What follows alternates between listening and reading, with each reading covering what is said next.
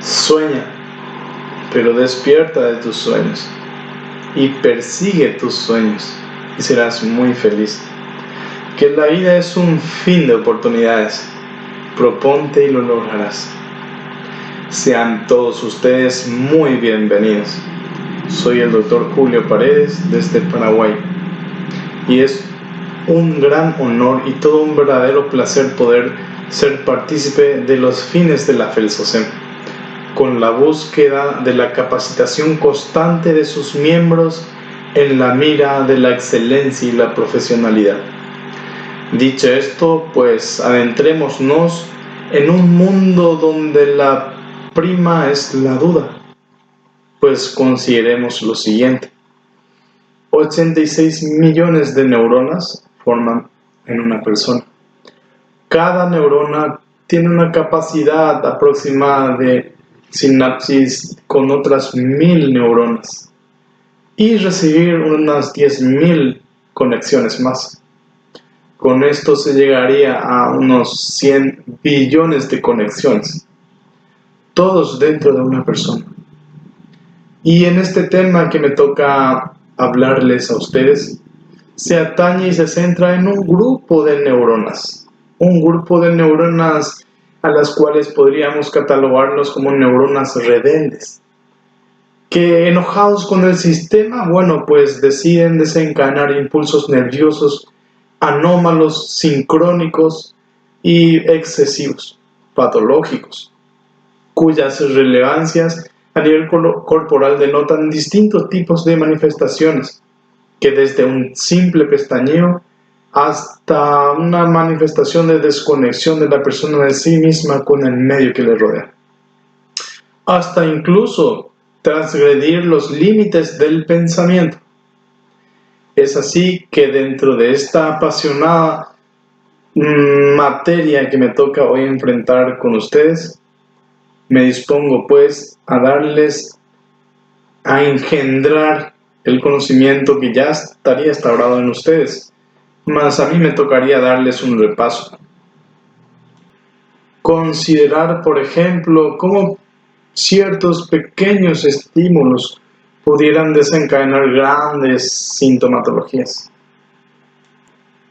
Un ejemplo de ello es una simple emisión de luz para las retinas pudiera desencadenar grandes trastornos y patologías en el sistema nervioso central. Algo tan simple a algo tan complejo. Tener en cuenta como tema fundamental las crisis epilépticas que desarrollaremos a continuación. Bueno, esta patología durante mucho tiempo en la historia de la humanidad ha sido tenida con un cierto temor en las pacientes que la padecían. Llegó incluso a ser señalada como el morbus divino, aquella enfermedad impuesta por un ser supremo, por Dios, que castigaba al espíritu encarcelado en un cuerpo.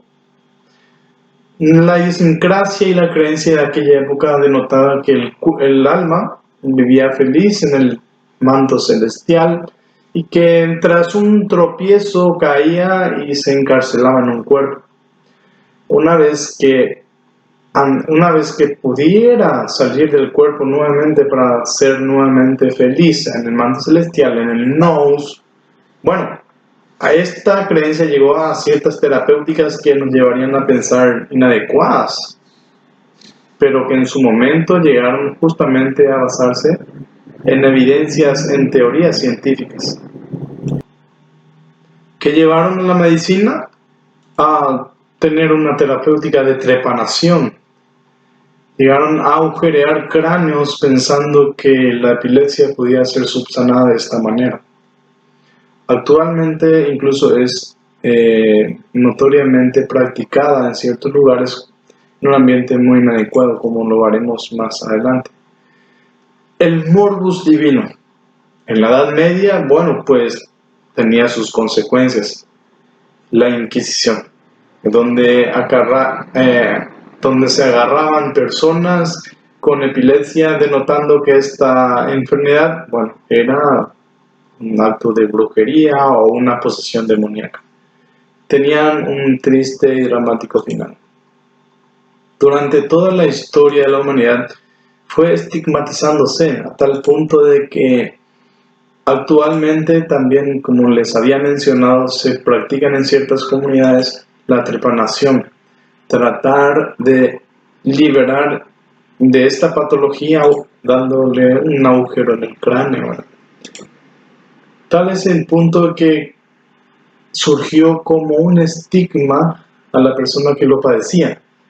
Aquella persona epiléptica, bueno, era rechazada por la sociedad. Actualmente en China y en el Reino Unido, actualmente lo digo en la página actual de la Organización Mundial de la Salud, denota como, por ejemplo, cómo discriminaban en esos países mencionados a las personas que padecían epilepsia.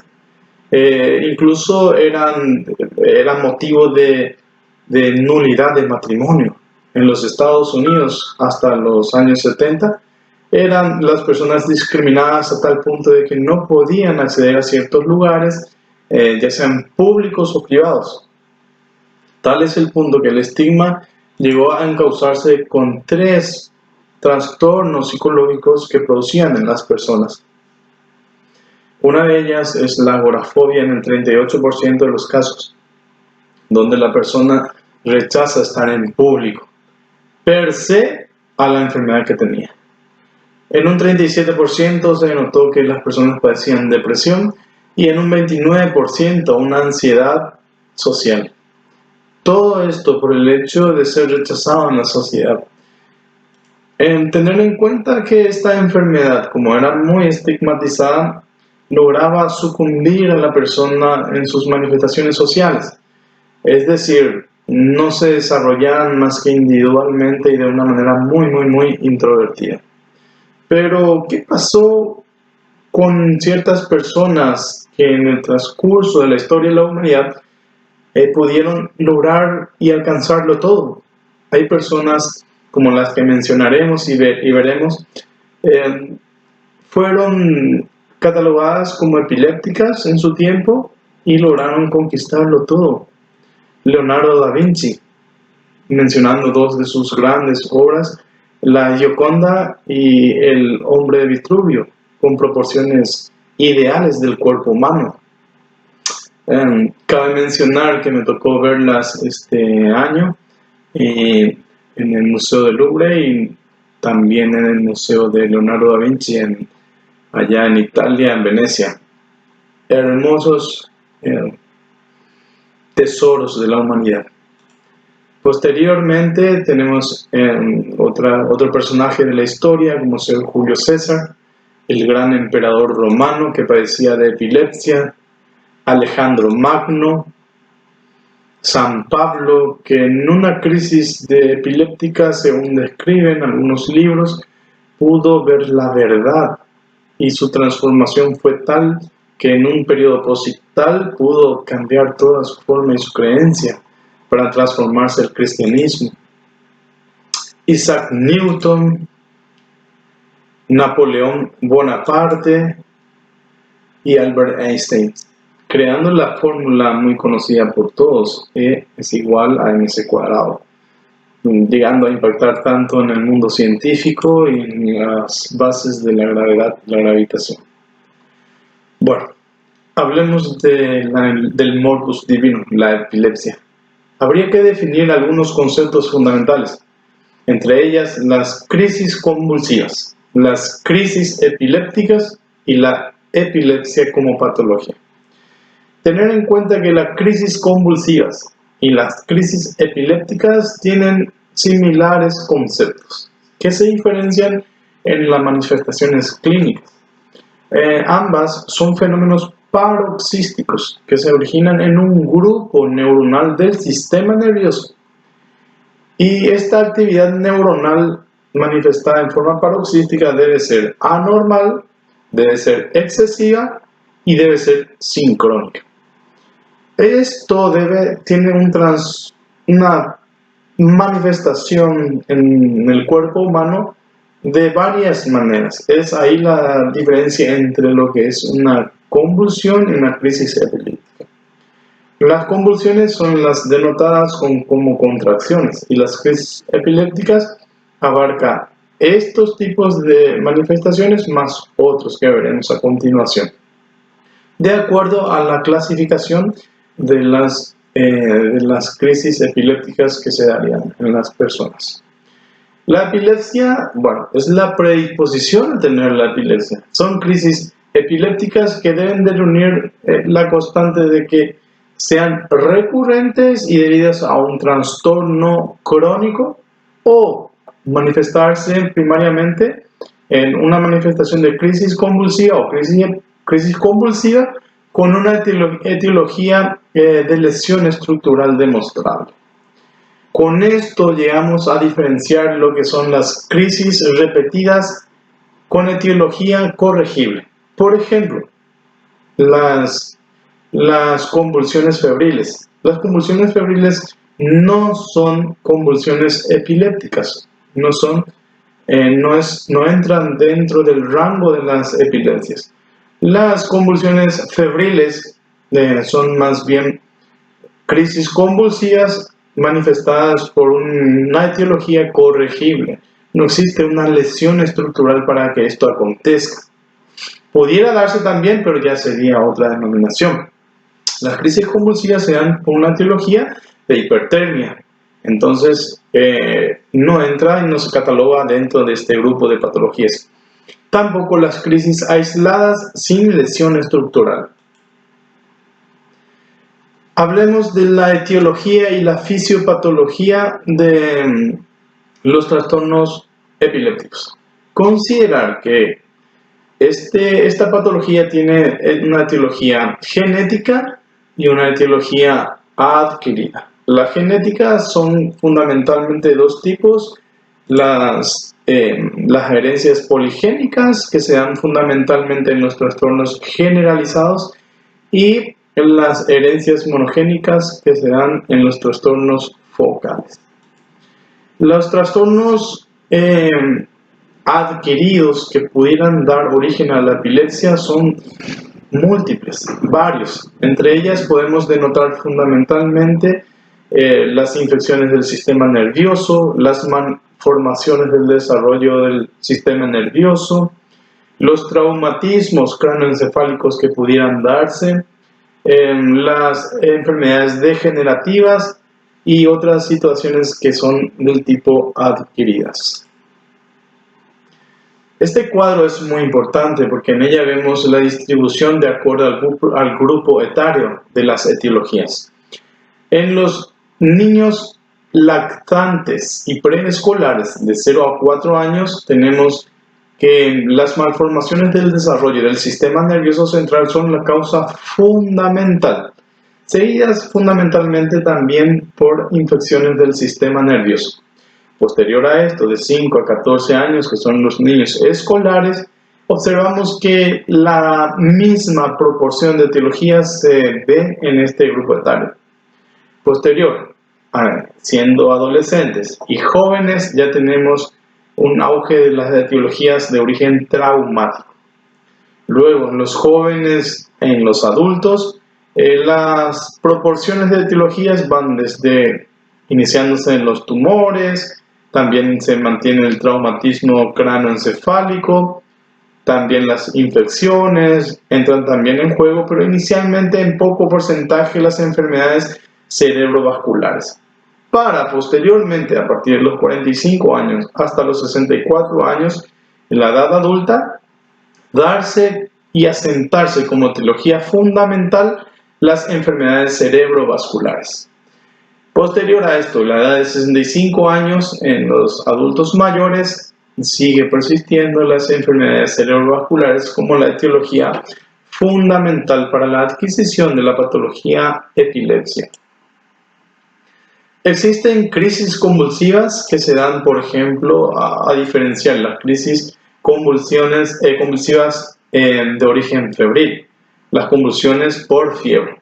Existen dos tipos de de convulsiones febriles: las simples y las complejas. Las simples son las que son en un marco de generalización, son crisis generalizadas de una duración menor a 15 minutos, son de un tipo no repetitiva en un día, o sea que se puede manifestar una sola vez, y una repercusión postictal neurológica sin compromiso.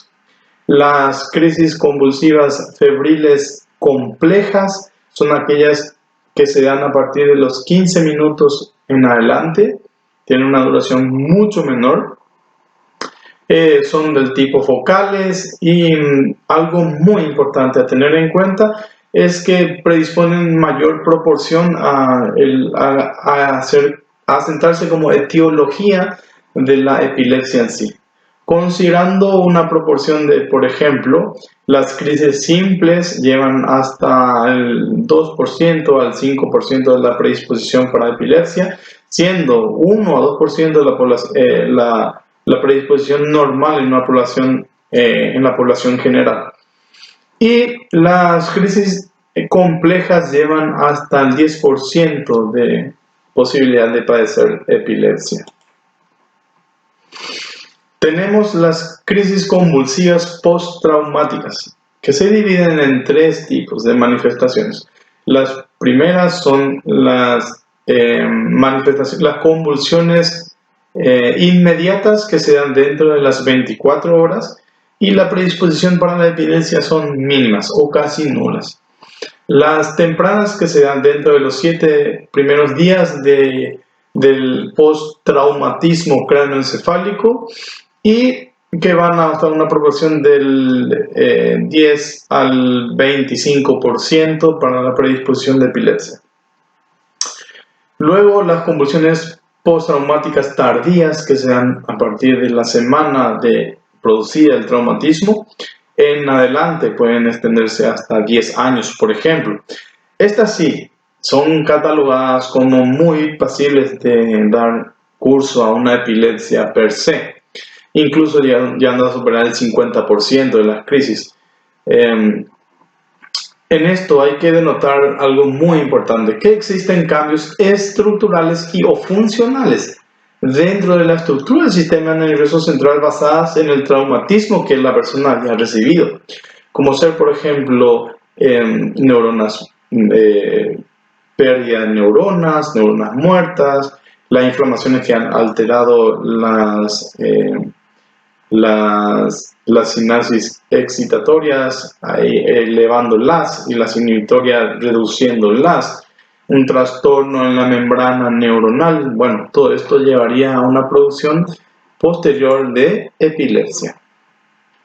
Bueno, la fisiopatología, como hemos mencionado, se centra en dos puntos fundamentales. 1, la alteración estructural, y 2, la alteración funcional.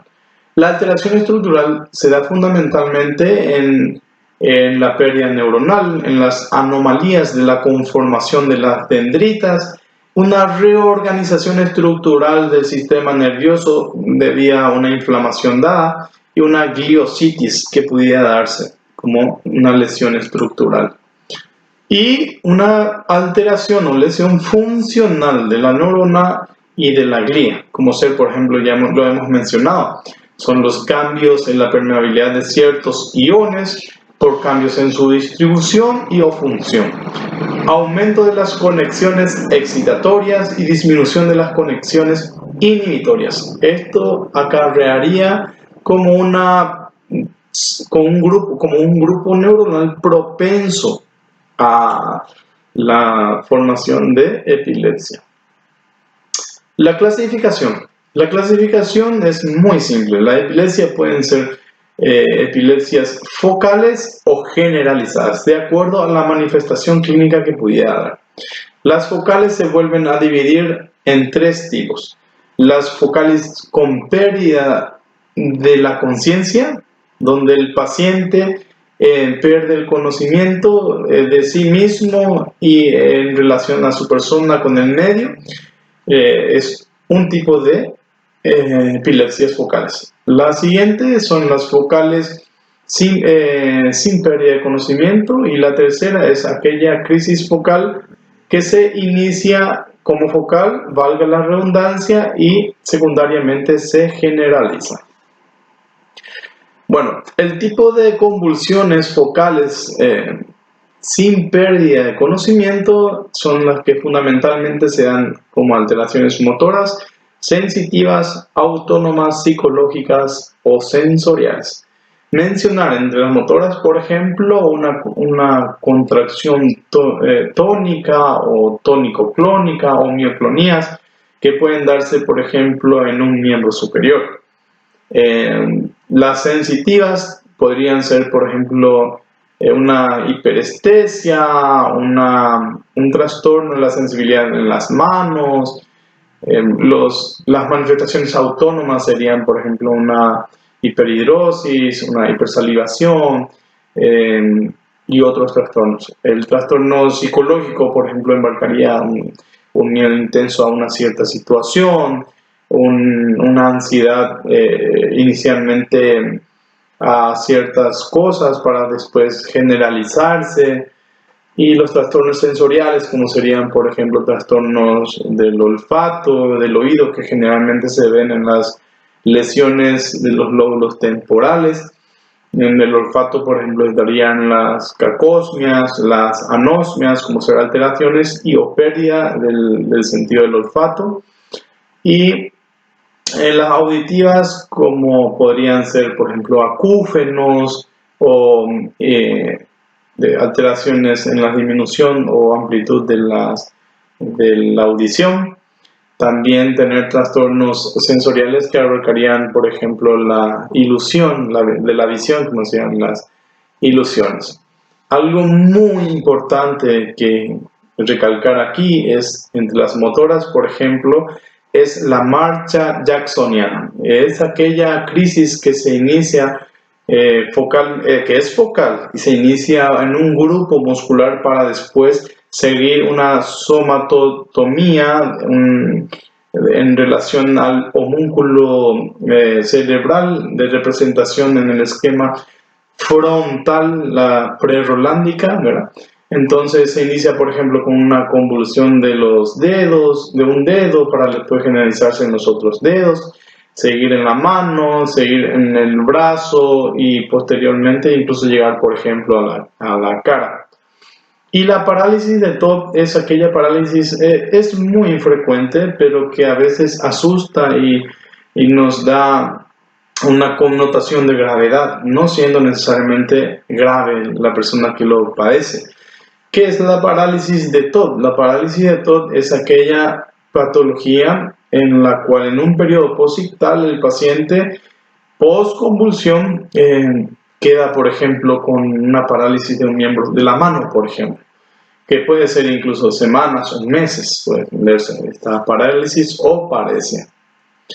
Bueno, continuando, tenemos las crisis convulsivas con pérdida de conciencia. Se da generalmente con una pérdida de conciencia de la persona, de sí misma y de su relación con el medio ambiente. Presenta a la par, por ejemplo, masticación, chupeteo de labios, deglución, correr, etc. Y los tipos de convulsiones que son focales, que secundariamente se generalizan. Como su nombre lo dice, son convulsiones de origen focal, por ende también el origen en la corteza cerebral sería, por ejemplo, focalizado, para después extenderse a ambos hemisferios y con ello asentarse como una convulsión generalizada. Aquí es muy importante resaltar que diferenciar entre una focal secundariamente generalizada y unas crisis convulsivas generalizadas per se es muy difícil. Entrarían a detallar muchos factores. Y luego tenemos las convulsiones del tipo generalizadas, que tenemos las tónico-clónicas, que son el grupo de convulsiones epilépticas con mayor con mayor incidencia en la población común, en la población general. Generalmente es de comienzo súbito y se caracteriza fundamentalmente por tener 3 periodos. El periodo inicial, que dura no más de 10 segundos, que es un periodo de contracciones tónicas de los músculos axiales y o generalizados. Para después de los 10 segundos dar apertura al segundo periodo, que es el de convulsiones clónicas, donde todo el cuerpo convulsiona e incluso verlo da miedo y puede extenderse un determinado tiempo, mucho mayor al primer periodo. Y por último, el periodo posictal, que es el periodo de recuperación gradual, donde la persona gradualmente cede en las convulsiones. Una vez cedidas las convulsiones, recobra gradualmente la conciencia y la persona no se acuerda, no tiene conocimiento del acto convulsivo que llevó a la persona a entrar en esa situación. Luego están las convulsiones generalizadas atónicas. Es un tipo de convulsión muy peculiar. Es cuando una persona, por ejemplo, cuando le inicia su crisis bruscamente, cae al suelo y dura 1 o 2 segundos. El trastorno de conciencia existe, pero en menor medida, por el tiempo mismo que dura la convulsión.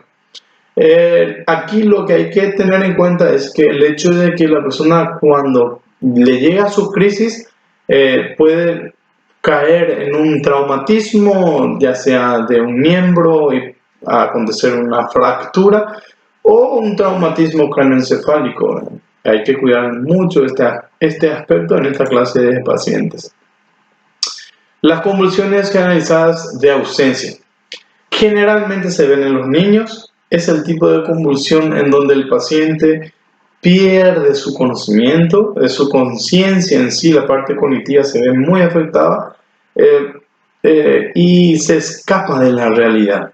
Generalmente es suscitada por un factor predisponente, como sea, por ejemplo, la respiración agitada, profunda y larga. Entonces el paciente pierde conexión de sí mismo y con el medio y dura unos segundos, como ser 10 a 20 segundos. Y se acompaña fundamentalmente de parpadeos rítmicos o cabeceos sutiles. No hay confusión post-evento, el regreso es repentino a las actividades y, como he mencionado, se da fundamentalmente en los niños.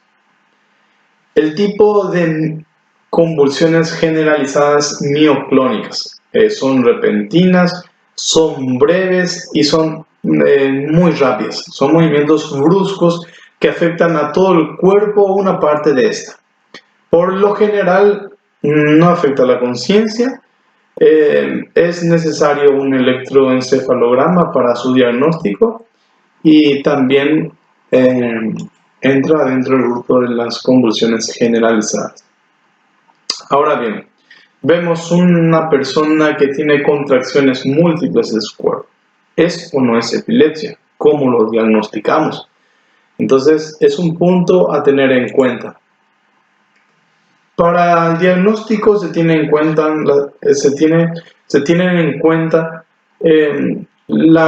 lo fundamental, que es la historia clínica. Con ella se hace una evaluación del paciente, de su historia personal, luego la familiar.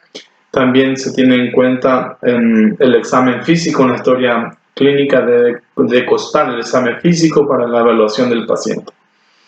Lo importante es resaltar, por ejemplo, que cuando se da una convulsión, los datos obtenidos no necesariamente se obtienen del paciente.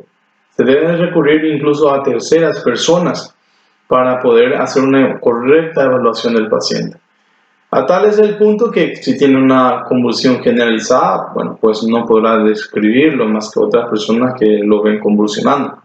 Entonces se evalúan, por ejemplo, si hubo un estado de conciencia alterado o no, los síntomas, si fueron motores, sensitivos, sensoriales, autonómicos, la duración de la crisis, si hubo una recuperación inmediata, los síntomas posictales, el intervalo de las crisis, si es que se dan varias crisis, y muchas otras cuestiones que atañen a la historia clínica. Posteriormente nos limitaremos al estudio a los métodos auxiliares de diagnóstico. Tener en cuenta dos puntos fundamentales: el laboratorio y tener en cuenta la imagenología. En el laboratorio fundamentalmente lo que estaremos viendo es, uno, una posible etiología secundaria a ciertos trastornos que podrían darse, y dos, las complicaciones per se de la epilepsia para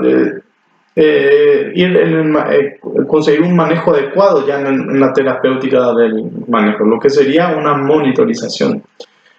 Después tenemos los estudios imagenológicos, que son la tomografía computarizada, la resonancia magnética nuclear y el electroencefalograma, que es fundamental para la evaluación de las ondas que pudieran darse durante las crisis epilépticas. Tratamiento. A veces asusta, como he dicho, ver un paciente convulsionado, más todavía si no responde a la terapéutica. Por eso enfrentemos al lobo, al morbus divino, de una manera tranquila, como veremos más adelante dentro de los pasos a tener en cuenta. Tener en cuenta que la epilepsia tiene como base de sustentación terapéutica la farmacología. La farmacología se ciñe fundamentalmente en anticonvulsivantes, como ser la carbamazepina, el clonazepam, el fenobarbital, la fenitoína, el ácido valproico, entre muchos otros fármacos de consideración de acuerdo al tipo de epilepsia. Y si una epilepsia no responde al tratamiento y empeora con el tratamiento, considera que el tratamiento es adecuado en monoterapia y en monofármaco y en bifármaco. Una vez que no supere la epilepsia en un determinado tiempo con dosis adecuadas con una monoterapia, se adhiere otro fármaco. Si con este fármaco nuevamente no logra superar el cuadro y las crisis son repetitivas en un tiempo muy corto, entonces no existe una mejoría como tal. Entonces es candidato este paciente a una neurocirugía, a un tratamiento neuroquirúrgico. Fundamentalmente se dan los trastornos con lesiones temporales, donde el tratamiento quirúrgico es muy bueno y responde fundamentalmente a este tratamiento, esos tipos de crisis epilépticas. Algo muy importante a tener en cuenta es la diferenciación entre una pseudoconvulsión y una convulsión epiléptica. En la pseudoconvulsión siempre existe un factor emocional desencadenante, un antecedente, por ejemplo, de abuso, y existe una resistencia al uso de anticonvulsivos. El paciente rechaza los anticonvulsivantes porque sabe incluso que no es una epilepsia la que tiene, ¿verdad? Luego, por el otro lado, las convulsiones epilépticas sí guardan una estrecha relación a los anticonvulsivantes, o sea, responden generalmente a esta terapéutica. Los pacientes que sí la padecen guarda una relación con lesiones que pudieran darse en el sistema nervioso central, y generalmente existe una actividad estereotipada de una crisis a otra. El comienzo en las pseudoconvulsiones son generalmente graduales, con una fluctuación del estado de conciencia. Sin embargo, una convulsión real epiléptica se da en forma paroxística y brusca. Las convulsiones generalmente son breves, sin embargo, las pseudoconvulsiones tienen un periodo de más duración, digamos. El periodo posictal, el paciente recuerda lo vivido en la pseudoconvulsión, no así en una convulsión generalizada que pudiera darse en el paciente. Tener en cuenta que la convulsión sí puede acarrear per se trastornos hidroelectrolíticos, trastornos del pH, por ejemplo, y las pseudoconvulsiones no la hacen per se. ¿Cómo actuar? Es muy importante tener en cuenta ante un paciente que está convulsionando en el hogar o en cualquier otro lugar que no sea, enfoquémonos en un ambiente no hospitalario. Bueno, tenemos una crisis epiléptica. ¿Qué es lo primero que hay que hacer? Tenemos una infografía creada por los alumnos de la USCA que han presentado, y lo cual me parece muy acertado y muy importante mencionar que primero es mantener la calma. ¿Por qué? Porque sabemos que las crisis convulsivas generalmente son autolimitadas. No todas, pero son generalmente autolimitadas, lo que nos lleva a tener una calma para afrontarla, ¿verdad?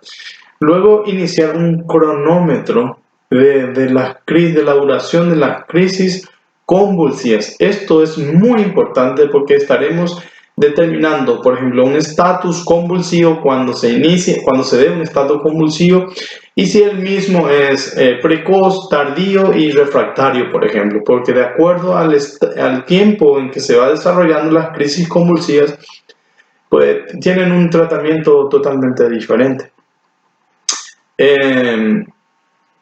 Luego es despejar el área y tener un ambiente adecuado, libre de posibles objetos que pudieran dañar al paciente. Por ejemplo, existe una predisposición, se ha establecido, se ha dicho que ciertos pacientes reaccionan, como les he mostrado, les pudiera mostrar a los estímulos visuales o térmicos. Por ejemplo, un paciente que con una convulsión tónico-clónica generalizada puede reaccionar como un factor desencadenante ante, por ejemplo, el fuego. ¿Y qué pasa si es que convulsiona justo estando cerca del fuego? Puede caerse dentro de la fogata, por ejemplo, o dentro del brasero con carbones incandescentes, y los daños serían muy grandes. Es por eso que el área debe ser limpia, debe estar libre de objetos que pudieran dañar al paciente. Y las prendas u objetos pertenecientes al paciente también son muy importantes a tener en cuenta. Por ejemplo, una corbata, desabrochar ropas muy ajustadas, el reloj que pudiera dañar o un objeto cortopunzante que pudiera tener. Ahora, ¿qué no hacer? No intentar contener las convulsiones, porque de nada sirve. No podemos abrazarle y evitar que convulsione, porque de nada sirve, no va a mejorar en nada. Ni detener los movimientos. No intentar, por ejemplo, abrir la boca y para tratar de evitar que se sofoque con la lengua, porque eso no ocurrirá. Sí puede masticar la lengua, y para eso tendríamos que tener un cuidado muy especial. Una vez visto eso, bueno, tratar de resolver el tema. Otra cosa a tener en cuenta, y ya lo veremos más adelante, es que en esta maniobra siempre habría que ver la permeabilidad de vías aéreas como paso fundamental. ¿En qué situaciones podrían darse? En que, por ejemplo, el paciente tenga un paladar o tenga un bolo alimenticio dentro que pudiera acontecer, y entonces habría que tratar de eliminar este objeto. Después, el paciente hay que descansarlo, y generalmente en una posición lateralizada por la permeabilidad de las vías aéreas en esta posición durante las crisis convulsivas. Manténgase junto a la persona, tratar de hablarle, calmarle en el momento que llegue la conciencia para que esta persona no se desespere. Y una vez finalizadas las crisis, es dejarla descansar por el periodo vital que es sofocante en el paciente.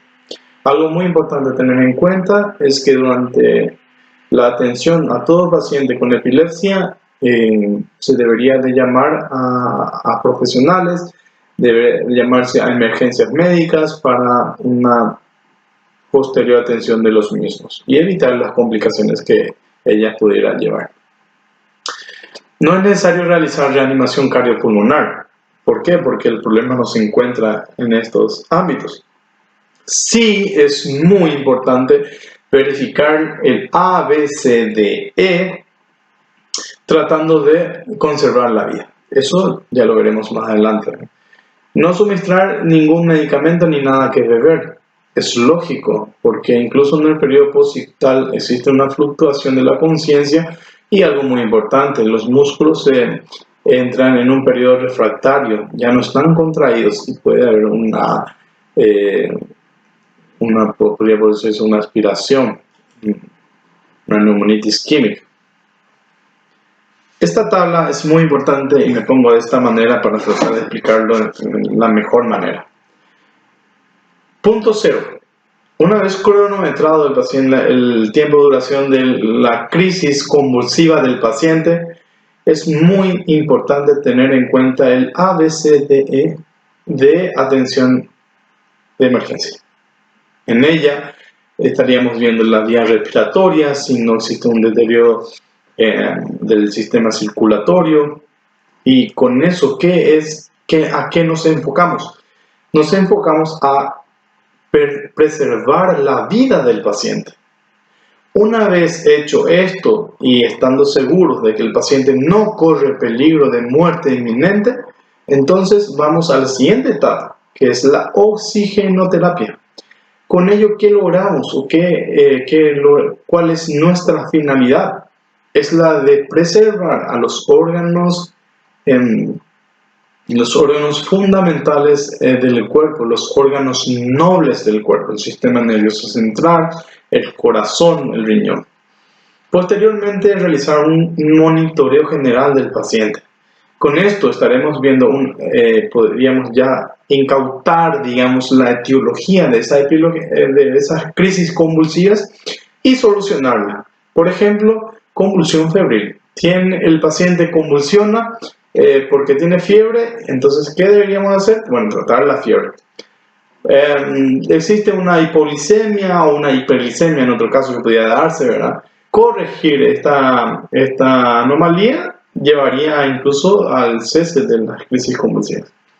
Bueno, en el momento en que sea cronometrado pasarían los 5 minutos. 5 minutos posterior a este aparecen los estatos epilépticos, que son las crisis convulsivas prolongadas que generalmente requieren de un tratamiento farmacológico endovenoso.